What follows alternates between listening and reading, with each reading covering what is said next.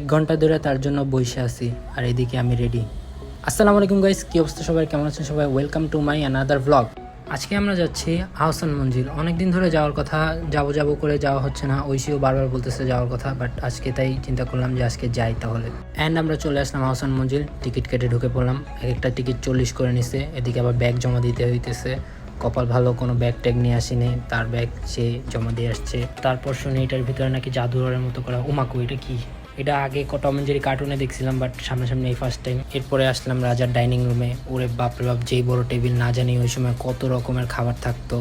অন্য পাশে দেখি হাতির মাথা রেখে দিছে, এটা যদি না লেখা থাকতো আমি বুঝতামই না। আমরা আবার এদিকে লুকায় লুকায় ভিডিও করতেছি, এখানে ভিডিও করা নিষেধ। আর এই হচ্ছে রাজার পুলের বোর্ড। ওই সময় রাজা পুল খেলতো, বাপরে বাপ ভালোই শৌখিন ছিল ওই সময় পুল, বুঝতেছেন?